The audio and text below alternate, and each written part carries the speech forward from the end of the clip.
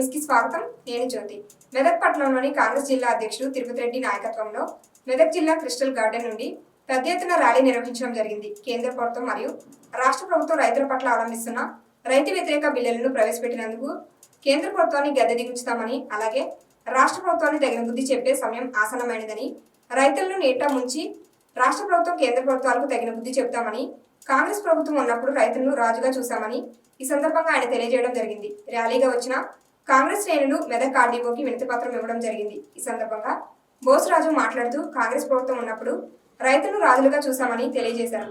కేంద్ర ప్రభుత్వాన్ని ఎదుర్కొనే శక్తి ఒక కాంగ్రెస్ కు మాత్రమే ఉందని బోసురాజు అన్నారు. ఐకేపీ సెంటర్ ద్వారా కొనుగోలు విధానాన్ని మళ్లీ ప్రారంభించాలని ఈ సందర్భంగా ఆయన కోరారు.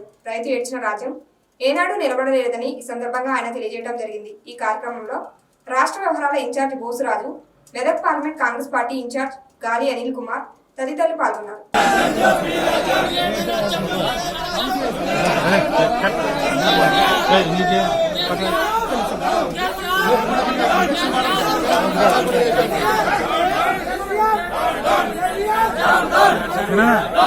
అసలు ఏమైంది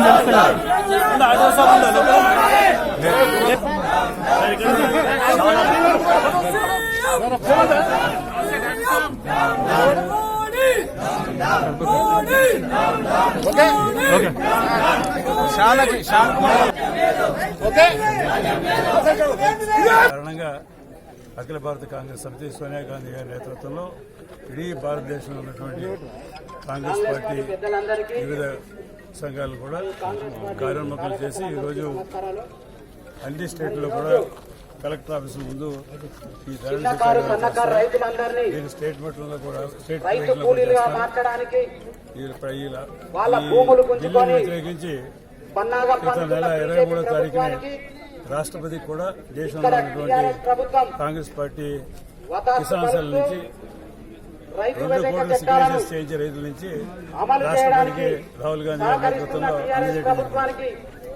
అయితే కూడా ఈ మోదీ గవర్నమెంట్ కేవలం కార్పొరేట్ ఆఫీస్ ఈ దేశంలో ఉన్నటువంటి ఫార్మింగ్ వ్యవసాయాన్ని వాడికి అప్పచెప్పే